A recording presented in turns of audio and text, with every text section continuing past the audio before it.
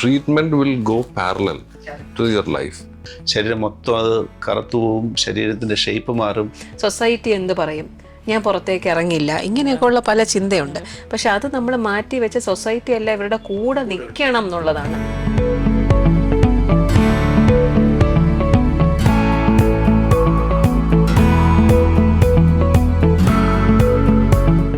In general പറയുകയാണെങ്കിൽ biopsy is mandatory. But എവിടെ biopsy ഒഴിവാക്കാന്നുള്ളത് it's a description of oncologist.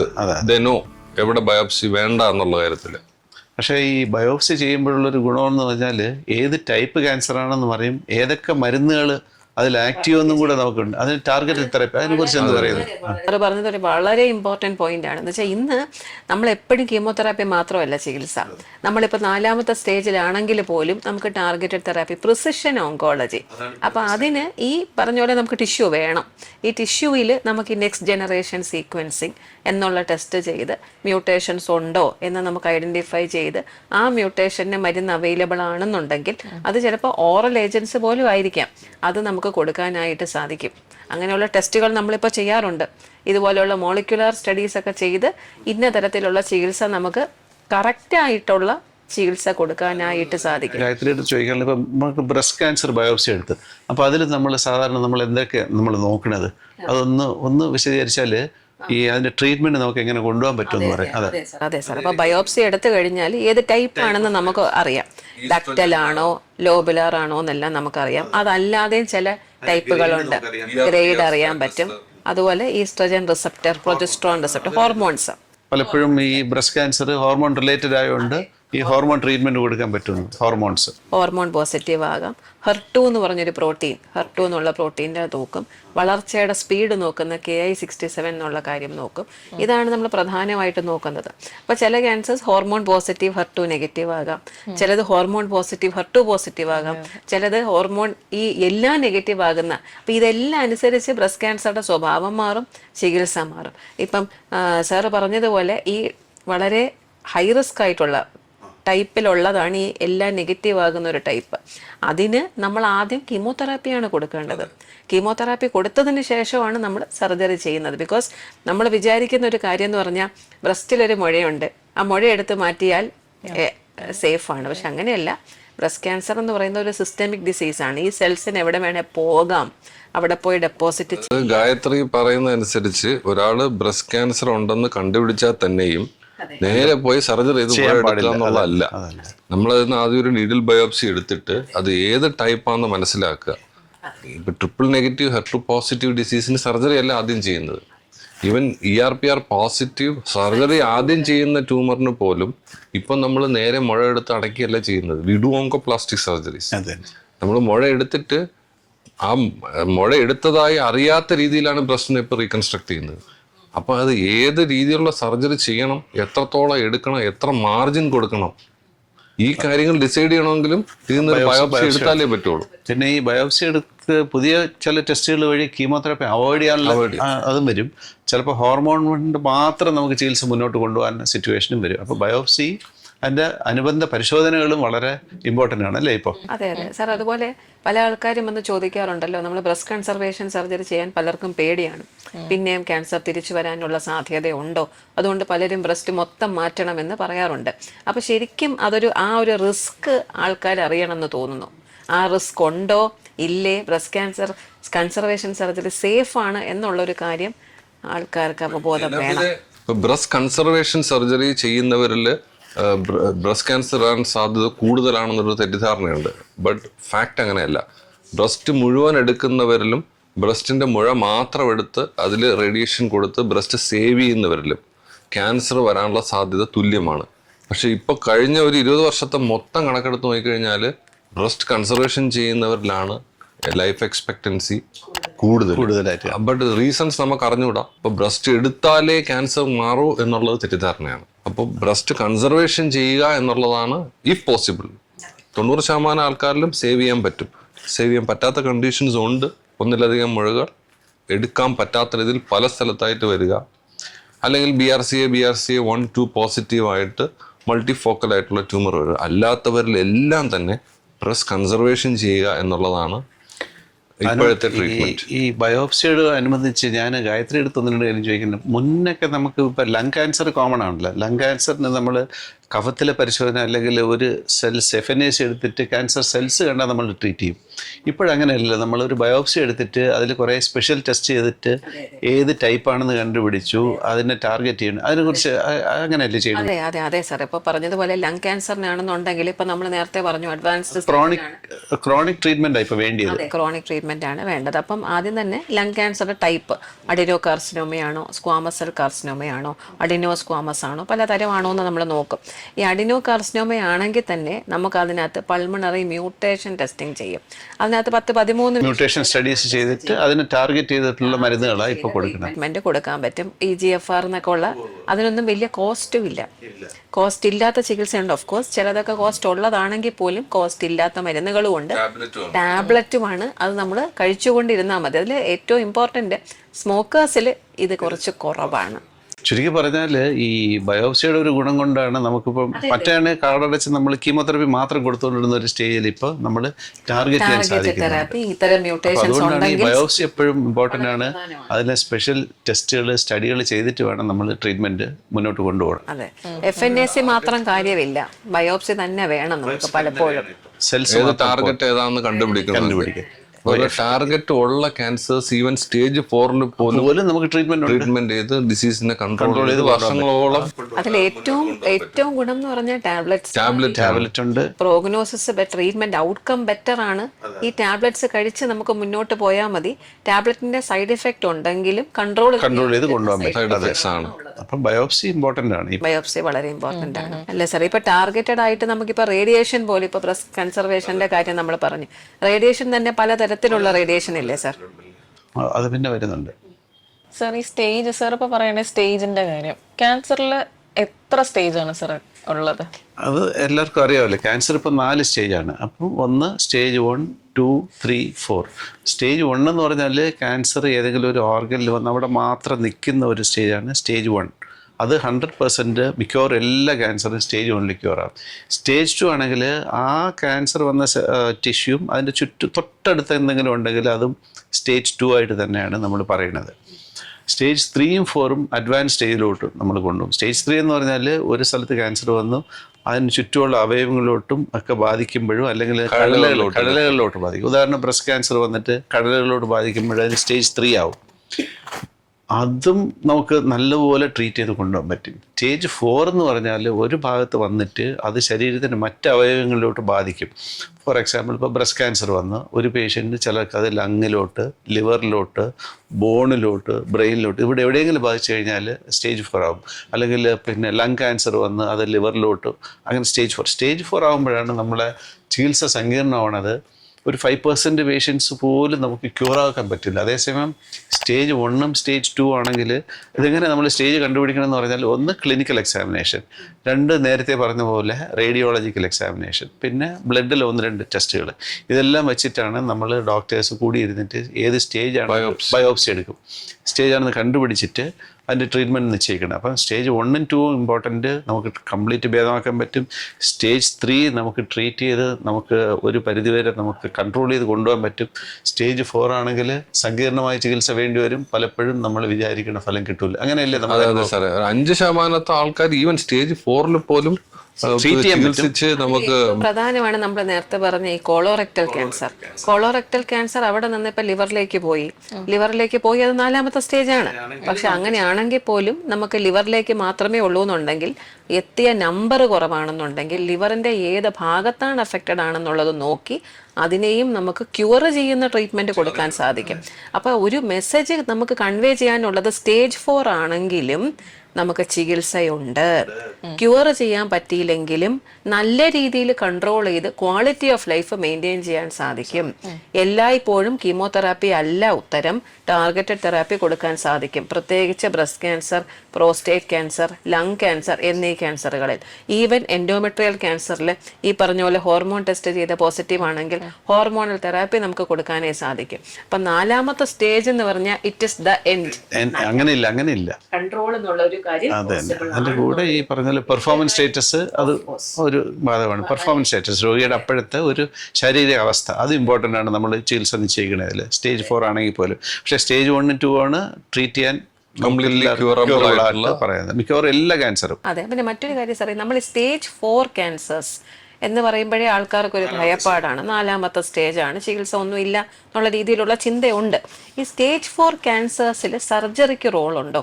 Curative intense സർജറിക്ക് റോളില്ല, എന്നാലും പാലിയേറ്റീവ് സർജറീസ് പലപ്പോഴും ചെയ്യാറുണ്ട്. ഇപ്പോൾ സപ്പോസ് ഇപ്പോൾ breast cancer, if there is an ulceration, bleed ചെയ്യാണ്, അത് അവരുടെ ഡെയിലി ലൈഫിനെ ബാധിക്കുകയാണെങ്കിൽ നമുക്ക് ബ്രസ്റ്റ് മാറ്റാൻ പറ്റും.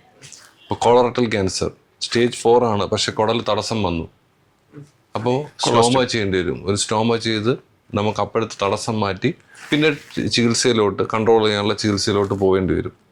അങ്ങനെ ഇപ്പോൾ ബ്ലീഡിങ്, സിവിയർ ബ്ലീഡിങ് വന്നു. ഇപ്പോൾ റീനൽ സെൽ കാർസിനോമ സ്റ്റേജ് 4 ആണ്, പക്ഷെ patient is presenting with hematuria, continuous bleeding, needing transfusion. We have to do surgery. Cytoreductive nephrectomy. So even in stage 4, there is a role for surgery, either for palliation or for control of symptoms or to prolong life expectancy. അപ്പോൾ അതാണ്. അപ്പം നമ്മൾ മേജറായിട്ടും പലപ്പോഴും ചോദിക്കുന്നതാണ്, ഡോക്ടറെ ഇപ്പം സ്റ്റൊമക്കിൽ എനിക്കൊരു മുഴയുണ്ട്, ആ മുഴ വലിയ മുഴയാണ്, എന്നാൽ ലങ്സിൽ ചെറിയ ചെറിയ മുഴകളേ ഉള്ളൂ, അല്ലെ ലിവറിൽ പിന്നെ ചെറുതേ ഉള്ളൂ. ഈ സ്റ്റൊമക്കിലുള്ള വലിയ മുഴ മാറ്റിക്കഴിഞ്ഞാൽ ബാക്കിയെല്ലാം കീമോതെറാപ്പി വെച്ച് ചെയ്തുകൂടെ? അങ്ങനെ പറ്റൂല. അതിൻ്റെ കാര്യം വെച്ച് കഴിഞ്ഞാൽ ഇത് stage 4 is A systemic disease. അവിടെ നമുക്ക് എല്ലാ സ്ഥലത്തും എത്തുന്ന ട്രീറ്റ്മെൻറ്റാണ് കൊടുക്കേണ്ടത്. സ്റ്റൊമക്കിലും എത്തണം, ലങ്സിലും എത്തണം. ഇപ്പം നമ്മൾ സ്റ്റേജ് 4 സ്റ്റൊമക്ക് എടുത്ത് മാറ്റി പിന്നെ ലങ്സിന് കീമോ കൊടുക്കാൻ നിന്നാലോ സ്റ്റൊമക്ക് എടുത്ത് അപ്പോഴേക്കും അത് സ്പ്രെഡ് ആവും. കാരണം സർജറിക്ക് ശേഷം, പ്രത്യേകിച്ച് സ്റ്റേജ് 4 സർജറിക്ക് ശേഷം കീമോ കൊടുക്കാനായിട്ട് എടുക്കുന്ന സമയം കൊണ്ട് തന്നെ ലങ്സിലെ ട്യൂമേഴ്സ് ഗ്രോ ചെയ്യും. അത് കീമോ കൊടുത്ത് നിർത്തുകയാണെങ്കിൽ അത് കൺട്രോൾ ചെയ്യും. അതെ, അത് വളരെ പ്രധാനമായിട്ടുള്ളൊരു കാര്യമാണ്. ഇപ്പം CS സ്റ്റൊമക്കിന്റെ കാര്യം പറയുകയാണെങ്കിൽ CS stomach with lung mets, if you go for chemotherapy patient lives for 2-3 years. ഒരു പ്രശ്നം വരത്തില്ല.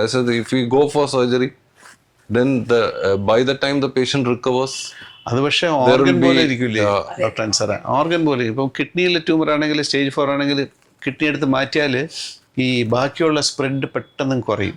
അങ്ങനെ പേഷ്യൻസും കുറയും. നമുക്ക് പലപ്പോഴും ഏത് അവയവത്തിനെ ബാധിക്കും, അവരുടെ പേഷ്യന്റ് സിംറ്റം എന്തുവാണ്, അതനുസരിച്ചിട്ട് വേണം നമുക്ക് ഈ ട്രീറ്റ്മെന്റ് ഡിസിഷൻ എടുക്കാൻ. Even four stage 4. അതെ. In general stage 4 initially surgery എന്നുള്ള primary surgery. there are rare situations where surgery may be indicated, but in general stage 4 treatment systemic treatment. അതെ സാർ. അതുപോലെ സാർ റേഡിയേഷൻ ഓങ്കോളജിസ്റ്റ് എന്ന നിലയിൽ നമുക്കിപ്പോൾ തുടക്ക സ്റ്റേജിൽ സ്റ്റേജ് 1-2 റേഡിയേഷൻ എന്നൊരു ഓപ്ഷൻ ഉണ്ടോ? പിന്നെ റേഡിയേഷൻ കൊണ്ട് മാത്രം ചികിത്സിച്ച് ഭേദമാക്കുന്ന ധാരാളം ക്യാൻസറുകളുണ്ട്. അപ്പം റേഡിയേഷൻ എന്ന് പറഞ്ഞാൽ തന്നെ ആൾക്കാർക്ക് ഭയമുണ്ടല്ലോ. റേഡിയേഷൻ വന്നു കഴിഞ്ഞാൽ, ചികിത്സിച്ച് കഴിഞ്ഞാൽ ശരീരം മൊത്തം അത് കറുത്തു പോവും, ശരീരത്തിൻ്റെ ഷേപ്പ് മാറും, റേഡിയേഷൻ ബാക്കി അടുത്തിരിക്കുന്നവർക്ക് അതിൻ്റെ എഫക്റ്റ് കിട്ടും, വീട്ടിലുള്ളവർക്ക് അതിൻ്റെ പ്രശ്നം വരും, കുട്ടികളെ എടുക്കാൻ പാടില്ല. ഇതെല്ലാം മിഥ്യാധാരണകളാണ്. ഇപ്പോഴത്തെ ആധുനിക റേഡിയേഷൻ എന്ന് പറഞ്ഞാൽ ഇപ്പം ലീനിയർ ആക്സലറേറ്റർ അതുപോലത്തെ പുതിയ ഇതിൽ വന്ന് ചെയ്യണത്. അപ്പം നമുക്ക് പിൻ പോയിന്റ് ചെയ്ത് നമുക്ക് ഇഷ്ടമുള്ള ഭാഗത്ത് മാത്രം റേഡിയേഷൻ കൊടുത്ത് 100% ക്യൂറാക്കാൻ പറ്റും.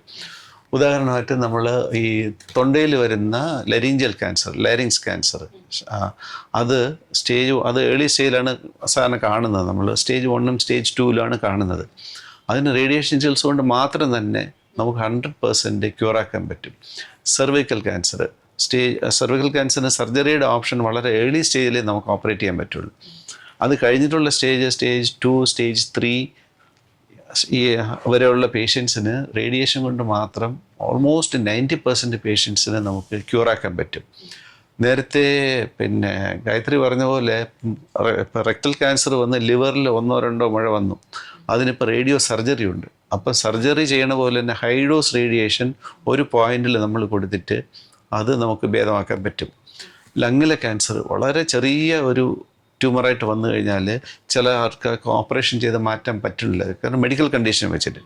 അതിലും നമുക്ക് പുതിയ റേഡിയോ സർജറി വെച്ചിട്ട് റേഡിയേഷൻ കൊടുക്കാൻ പറ്റും. ആധുനിക റേഡിയേഷൻ വഴി പാർശ്വഫലങ്ങൾ തീരെ ഇല്ലാതെ തന്നെ ഇപ്പം സ്കിന്ന് കറുത്തു, അതൊക്കെ ടെമ്പററി ചേഞ്ചസ് ചിലപ്പോൾ ഒന്ന് വരും. അത് കഴിഞ്ഞ് ഒരു 2-3 മാസം കഴിയുമ്പോൾ പഴയ പോലെ തന്നെ വരും. ഇപ്പോൾ റേഡിയേഷൻ റെക്ടൽ ക്യാൻസർ ഇപ്പോൾ പുതിയതായിട്ട് റെക്ടൽ ക്യാൻസറിന് ഇപ്പം നമുക്ക് സർജറി ഇല്ലാതെ തന്നെ പുതിയ TNT എന്ന് പറഞ്ഞൊരു ഓപ്ഷൻ വന്നിട്ടുണ്ട് അല്ലേ? TNT ഇപ്പം നമ്മൾ അതെങ്ങനെയാ അത് ടോട്ടൽ നിയോഡ്ജുവൻ തെറാപ്പി എന്ന് പറഞ്ഞു കഴിഞ്ഞാൽ നമുക്ക് ചില ആൾക്കാരിൽ സെലക്റ്റഡ് പോപ്പുലേഷനിൽ, എല്ലാവർക്കും അല്ല, സെലക്റ്റഡ് പോപ്പുലേഷനിൽ കീമോതെറാപ്പിയും കീമോ റേഡിയേഷനും കൊടുത്ത് നല്ല രീതിയിൽ എന്ന് പറഞ്ഞാൽ പൂർണ്ണമായും അസുഖം ചുരുങ്ങിയാൽ നമുക്ക് സർജറീനെ അവോയ്ഡ് ചെയ്യാൻ പറ്റുന്ന ഒരു സാഹചര്യം ഇപ്പം നിലവിലുണ്ട്. കൊളോസ്റ്റമിയും അതിങ്ങനെ ബാഗല്ല എന്നുള്ള ഭയമുണ്ട്. ഇപ്പം അങ്ങനെ ആ ഭയമൊക്കെ ഉള്ളവർക്ക് ഈ TNT എന്ന് പറയുന്ന ഓപ്ഷനാണ്. അതിനും റേഡിയേഷനാണ് പ്രധാനപ്പെട്ട ചികിത്സ. അപ്പം പിന്നെ ഫേസിൽ വരുന്ന ക്യാൻസർ, ബക്കൽ മ്യൂക്കോസൽ ക്യാൻസർ, ബാക്കിയുള്ള ചെറിയ ക്യാൻസർ ആണെങ്കിൽ ചിലപ്പോൾ സർജറി ചെയ്യാൻ പറ്റുമെന്ന് വരില്ല. അതിന് നമുക്ക് അവിടെ പിൻ പോയിന്റ് ചെയ്ത് റേഡിയേഷൻ കൊടുക്കാം. പിന്നെ റേഡിയേഷൻ സൂചി വെക്കണ ഒരു ചികിത്സാ രീതി കൂടെ ഉണ്ട്. അതിൽ അതിനെ ബ്രേക്കി തെറാപ്പി എന്ന് പറയും. അതിനകത്ത് നമുക്ക് ആക്സസിബിൾ ഓർഗൻ, പല ഓർഗനിലും നമുക്ക് റേഡിയം സൂചി ഹൈ ഡോസായിട്ട് അവിടെ വെച്ചിട്ട് ബാക്കിയുള്ള സൈഡിലൊന്നും ഇത് വരാത്ത രീതിയിൽ പാർശ്വഫലങ്ങളില്ലാതെ ഹൈ ഡോസ് അവിടെ കൊടുക്കാൻ പറ്റും. അങ്ങനെ റേഡിയേഷൻ കൊണ്ട് മാത്രം 100% ചികിത്സിച്ച് മാറ്റാവുന്ന ധാരാളം ക്യാൻസറുകൾ ഇപ്പോഴും ഉണ്ട്.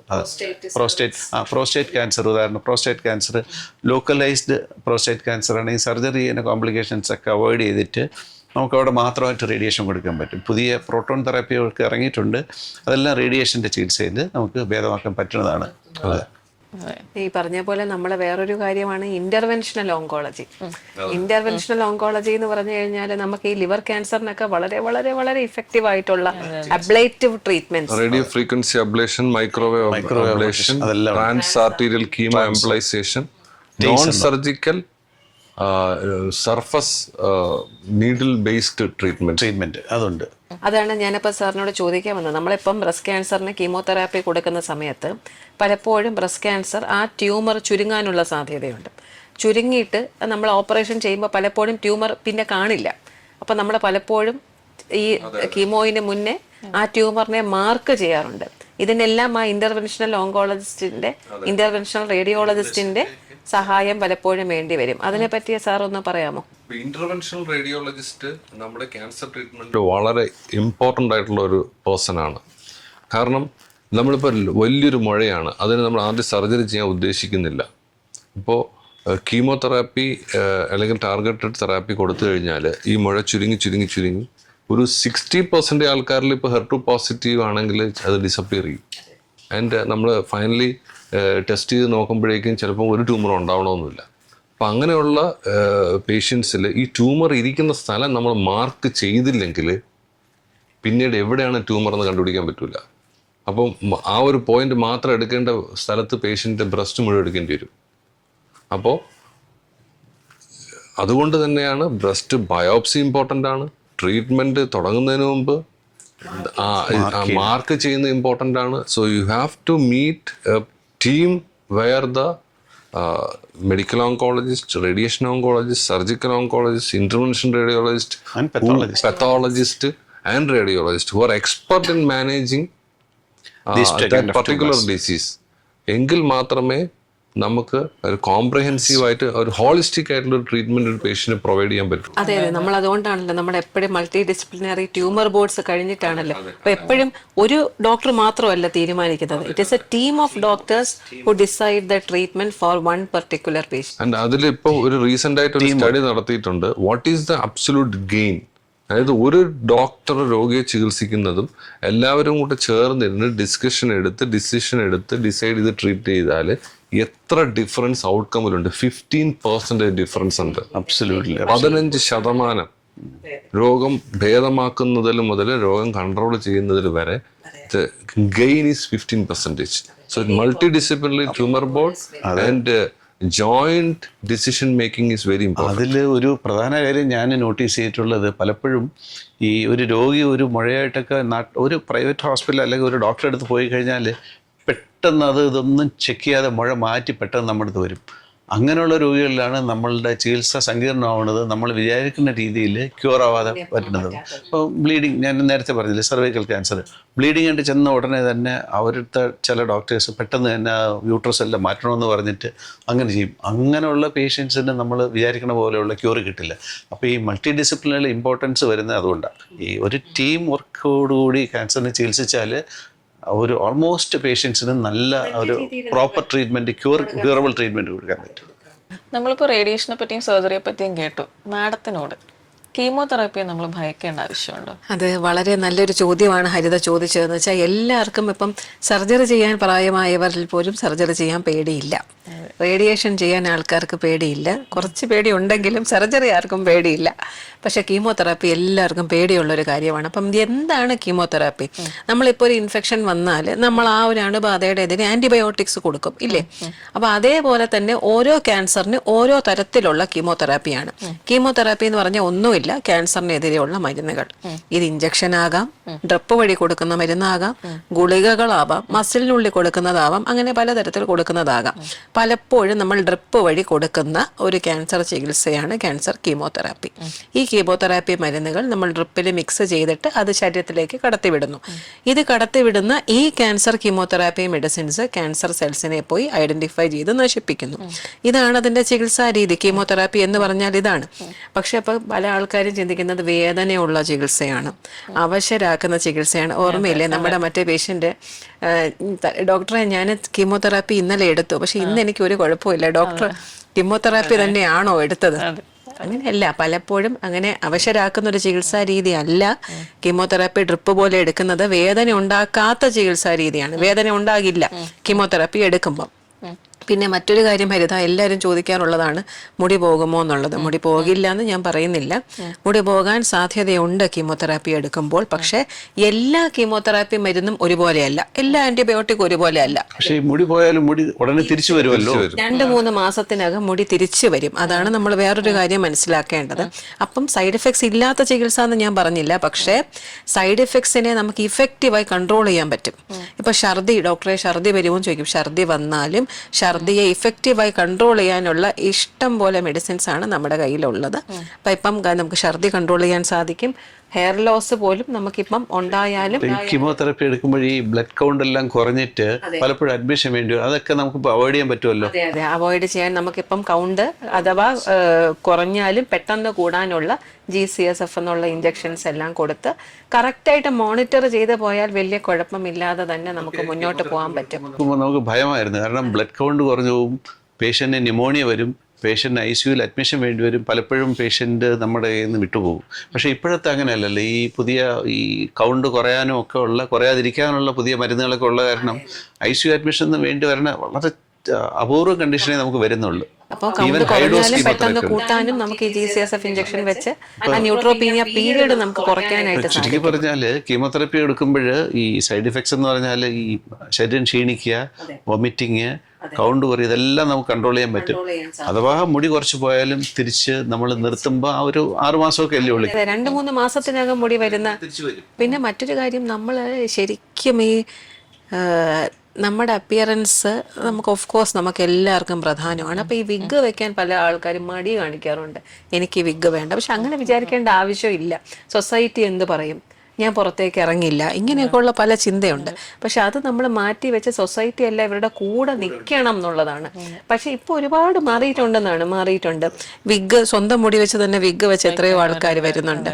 അതിന് ഓൾട്ടർനേറ്റീവ്സ് ആയിട്ടുള്ള സ്കാർഫ്, ക്യാപ്പ് ഒക്കെ വെക്കുന്ന ആൾക്കാരുണ്ട്. അപ്പം നമ്മൾ അവരെയൊക്കെ നമ്മളിൽ ഒന്നായി തന്നെ കണ്ട് നമ്മൾ മുന്നോട്ട് പോവുക തന്നെയാണ് വേണ്ടത്. എനിക്കറിയാമല്ലോ, പല രോഗികളും കീമോതെറാപ്പി എടുത്ത് അടുത്ത ആഴ്ച തന്നെ ജോലിക്ക് പോകണുണ്ട്, സ്കൂളിൽ പോകണുണ്ട്, ഓഫീസിൽ പോകണുണ്ട്, അല്ലേ? അതാണ് സാർ പലരും ചോദിക്കാറുള്ളത്, ജോലിക്ക് പോകാമോ എന്നുള്ളത്. ജോലിക്ക് പോകാം. യൂഷ്വലി നമ്മൾ ആ ഒരു കീമോതെറാപ്പി എടുത്ത് ഒരു 5 to 10 ഡേയ്സിലാണല്ലോ സാർ കോംപ്ലിക്കേഷൻസ് ഇത്രയും കൂടുതൽ. ആ ഒരു സമയത്ത് കെയർഫുൾ ആയിരിക്കുക, ബാക്കി നോർമൽ ലൈഫ്. ബിക്കോസ് കീമോതെറാപ്പി എടുക്കുമ്പോഴും പലപ്പോഴും വിചാരിക്കുന്നത് കീമോതെറാപ്പിയാണ് ജീവിതം, അല്ലെ ക്യാൻസർ ട്രീറ്റ്മെന്റ് ആണ് ജീവിതം. ഉപമ എല്ലാവരും പറയുന്നത് എന്തെന്നറിയാമോ? Consider life as a highway with 2 parallel roads. Treatment will go parallel to your life. Your job, your daily activity should continue. Without any hindrance. ഇതിനു മുമ്പ് എങ്ങനെയായിരുന്നോ അതുപോലെ കണ്ടിന്യൂ. റേഡിയേഷൻ ചികിത്സ രോഗികളുടെ അടുത്ത് ഞാനത് പറയുന്നുണ്ട്. കാരണം റേഡിയേഷൻ ചികിത്സ എന്ന ഒരു ദിവസം 15-20 മിനിറ്റ് എടുക്കുകയുള്ളൂ.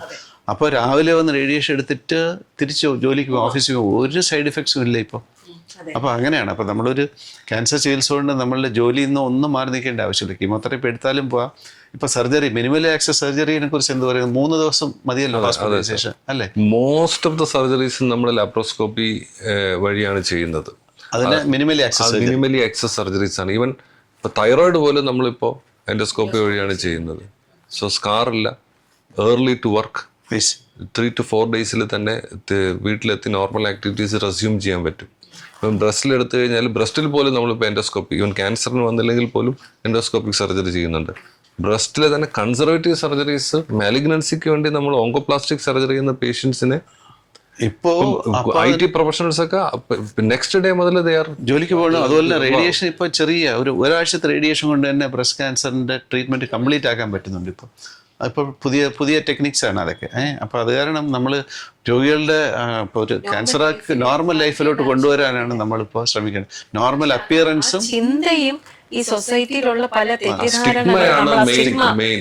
Main problem. നമ്മൾ പ്രധാനമായിട്ട് എയിം ചെയ്യുന്ന ഒന്ന് രോഗികളുടെ പഴയ പോലത്തെ അവസ്ഥ, അത് അപ്പിയറൻസിലുള്ള അവസ്ഥ, ജോലിയിലുള്ള അവസ്ഥ, അവരുടെ അല്ലെ വർക്കിനെ അഫക്റ്റ് ചെയ്യാത്ത രീതിയിൽ പെട്ടെന്ന് തന്നെ റീഹാബിലിറ്റേറ്റ് ചെയ്ത് കൊണ്ടുപോയി കംപ്ലീറ്റ് ആയിട്ട് ഭേദമാക്കാനുള്ള ഒരു പ്ലാറ്റ്ഫോമാണ് നമ്മളിപ്പോൾ ഉണ്ടായിക്കൊണ്ടിരിക്കുന്നത്. അങ്ങനെ വരുമ്പം അവർ ട്രീറ്റ്മെന്റുമായിട്ട് അവർ കുറച്ചുകൂടെ നല്ല രീതിയിൽ പോകാനുള്ള സാധ്യതയുണ്ട്.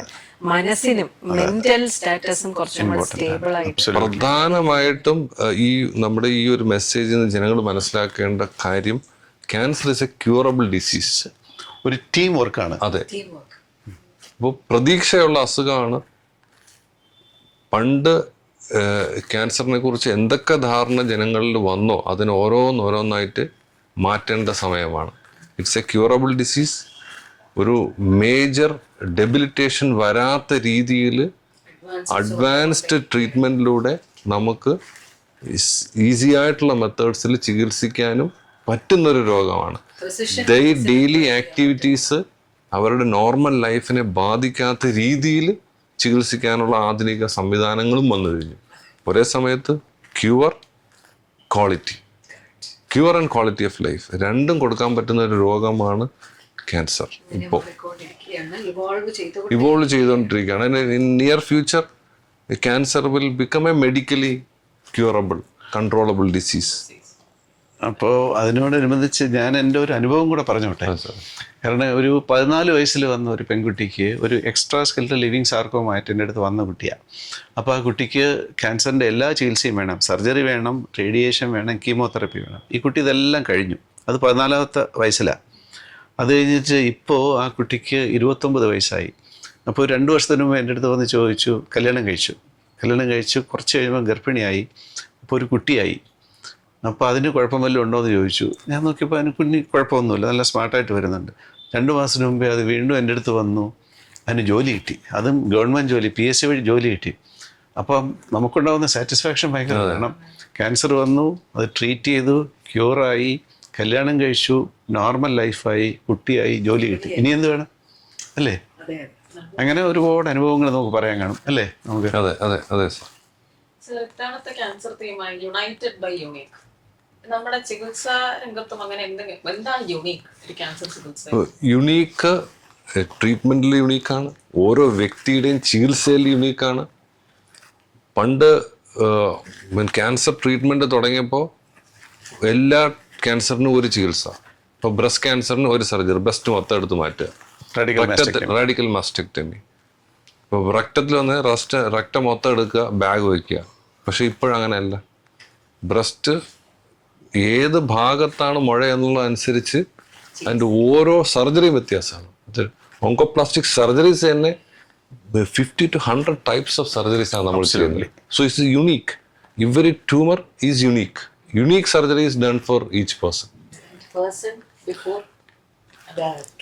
അതെ. We are not treating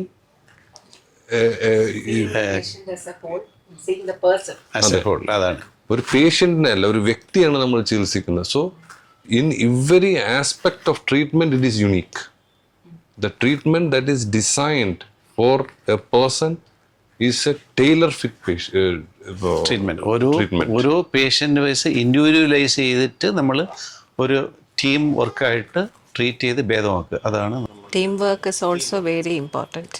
sir, ഇത്തവണത്തെ ലോക ക്യാൻസർ ദിനത്തിന്റെ തീമായ യുണൈറ്റഡ് ബൈ യുണീക്ക്, എന്താണ് ക്യാൻസർ ചികിത്സാ രംഗത്തെ ആ ഒരു യുണീക്നെസ്? എന്താണ് അതിൽ യുണീക്ക് എന്ന് നമ്മൾ പറയുന്നത്? ചുരുക്കി പറഞ്ഞാൽ നമ്മൾ ഇതുവരെയുള്ള ഒരു ഇതിൽ വന്നു കഴിഞ്ഞാൽ ക്യാൻസർ എന്ന രോഗം ഭയപ്പെടേണ്ട ഒരു രോഗമേ അല്ല. ഒരു സങ്കീർണമായ ചികിത്സ നമുക്ക് അവോയ്ഡ് ചെയ്യാൻ പറ്റും, നേരത്തെ കണ്ടുപിടിക്കണം. 2, ഇതൊരു ടീം വർക്കാണ്. ഒരു ഡോക്ടർ അങ്ങനെ വെച്ച് ചികിത്സിക്കരുത്, ഒരു ടീം വർക്ക്. അപ്പോൾ സർജറി അതിനകത്ത് എല്ലാവരും വരും, radiologist, pathologist, surgeons, medical oncologist, radiation. ഇവരെ ഒരു ടീം വർക്കായിട്ട് ചെയ്തു കഴിഞ്ഞാൽ വളരെ മിനിമൽ സൈഡ് എഫക്റ്റോടുകൂടി 100% ഭേദമാക്കി ഒരു രോഗി അല്ലാത്ത രീതിയിൽ അവർക്ക്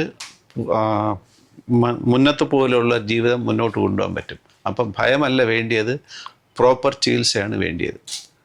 2025 വർഷത്തിലെ ലോക ക്യാൻസർ ദിനത്തിൻ്റെ തീം യുണൈറ്റഡ് ബൈ യുണീക്ക് എന്നുള്ളതാണ്. അതായത് ഓരോ വ്യക്തിക്കും ആ വ്യക്തിക്ക് അനുയോജ്യമായ യുണീക്കായിട്ടുള്ള ചികിത്സയാണ് നമ്മൾ പ്രദാനം ചെയ്യുന്നത്. അതുപോലെ ഓരോ വ്യക്തിക്കും ആ വ്യക്തിയുടേതായ യുണീക്കായിട്ടുള്ളൊരു മെസ്സേജും ഈ ലോകത്തിന് കൊടുക്കാനുണ്ട്. ഇപ്പോൾ ക്യാൻസർ ചികിത്സ ഫലപ്രദമായി നമ്മൾ ചെയ്യാൻ തുടങ്ങിയിട്ട് 20-30 വർഷത്തോളമായി. ഈ 20-30 വർഷത്തിനിടയ്ക്ക് സക്സസ്ഫുൾ ആയിട്ടുള്ള നിരവധി സ്റ്റോറീസ് ഉണ്ട്. ഞാൻ ഈ കേരളത്തിലെ ജനങ്ങളോട് എൻ്റെ ഒരു അപേക്ഷ എന്ന് പറയുന്നത്, നിങ്ങളുടെ സക്സസ് സ്റ്റോറീസ് നിങ്ങൾ ഷെയർ ചെയ്യുക. ക്യാൻസറിനെ കുറിച്ചുള്ള മിഥ്യാധാരണകൾ മാറ്റുക. ക്യാൻസർ ക്യൂറബിൾ ആയിട്ടുള്ള ഒരു ഡിസീസ് ആണെന്ന് ഈ മറ്റ് ജനങ്ങളെ അറിയിക്കേണ്ടതും അവരിൽ ഒരു പ്രതീക്ഷ വളർത്തേണ്ടതും ക്യാൻസർ ഭേദമായി ഇന്ന് ഈ കേരളത്തിൽ ജീവിച്ചിരിക്കുന്നവരാണ്. അങ്ങനെ നിങ്ങളുടെ യുണീക്കായിട്ടുള്ള സ്റ്റോറീസ് നിങ്ങളുടെ ചുറ്റുമുള്ളവർക്ക് എന്ത് ചെയ്യുക, പകർന്നു കൊടുക്കുക, അവർക്ക് പ്രചോദനം കൊടുക്കുക. ഈ ഒരു മെസ്സേജാണ് എനിക്ക് ലോക ക്യാൻസർ ദിനത്തിൽ കേരളത്തിലെ ജനങ്ങളോട് പറയാനുള്ളത്. Thank you. ഈ പറഞ്ഞതുപോലെ 2025 നല്ലൊരു ഇമ്പോർട്ടൻറ്റ് മെസ്സേജാണ് നമുക്ക് പറയാനുള്ളത്. യുണൈറ്റഡ് ബൈ യുണീക്ക് എന്നുള്ള ഒരു കാര്യമാണ് നമുക്ക് ഈ വേൾഡ് ക്യാൻസർ ദിനത്തിൽ പറയാനുള്ളത്. അതായത് ഇതിനകത്ത് കറക്റ്റായിട്ടുള്ള ഇൻഫോർമേഷൻ സൊസൈറ്റി ക്യാൻസറിനെ പറ്റി ഉള്ള ആ ഇൻഫോർമേഷൻ മനസ്സിലാക്കണം. എവിടെന്നെങ്കിലും കിട്ടുന്ന ഇൻഫോർമേഷനെ നമ്മൾ കറക്റ്റാണെന്ന് വിചാരിക്കാതെ എക്സ്പേർട്സ് പറയുന്ന ഇൻഫോർമേഷനെ വേണം നമ്മൾ കറക്റ്റായി മനസ്സിലാക്കാൻ. നമ്മൾ അങ്ങനെ നമ്മുടെ സൊസൈറ്റി വളരണം. ക്യാൻസർ രോഗികളെ ആ രീതിയിൽ വേണം നമ്മുടെ സൊസൈറ്റി അക്സെപ്റ്റ് ചെയ്യാനായിട്ട്. അപ്പം നമ്മൾ പലപ്പോഴും തെറ്റായ ഇൻഫോർമേഷൻ ക്യാൻസർ രോഗികൾക്ക് പറഞ്ഞു കൊടുക്കുമ്പോൾ അത് നമ്മൾ അവരോട് ചെയ്യുന്ന ഒരു തെറ്റാണ്. അവർക്ക് ഭയപ്പാടുണ്ടാക്കുന്നതെല്ലാം അതൊരു തെറ്റായ കാര്യമാണ്. അപ്പം റൈറ്റ് ഇൻഫോർമേഷൻ വേണം നമ്മൾ അക്സെപ്റ്റ് ചെയ്യാനായിട്ട്. സാറ് പറഞ്ഞതുപോലെ നമ്മൾ ഈ എല്ലാ ക്യാൻസറിൻ്റെ പേഷ്യൻസ്, സർവൈവേഴ്സ് അവരുടെ സ്റ്റോറീസ് സ്പ്രെഡ് ചെയ്യുന്നത് വഴി ക്യാൻസറിൻ്റെ ഒരു ഇമ്പോർട്ടൻറ്റ് അവെയർനെസ് അതുവഴി ക്രിയേറ്റ് ചെയ്യാനായിട്ടും സാധിക്കും. ക്യാൻസർ ഇപ്പോഴൊരു ക്യൂറബിൾ ഡിസീസാണ്. 4ാമത്തെ സ്റ്റേജിലെ ക്യാൻസർ പോലും നമുക്ക് കൺട്രോൾ ചെയ്യാൻ പറ്റുന്ന ഒരു ഡിസീസാണ്. കറക്റ്റ് ഇൻഫോർമേഷൻ നമ്മൾ ഗെയിൻ ചെയ്യാനായി ശ്രമിക്കുക തന്നെ വേണം. സാറും മാഡവും പറഞ്ഞതുപോലെ കണ്ടെത്താം, നേരിടാം ഭയമില്ലാതെ. വീണ്ടും ഒരു പുതിയ വിഷയവുമായി വരാം. നന്ദി, ശുഭദിനം.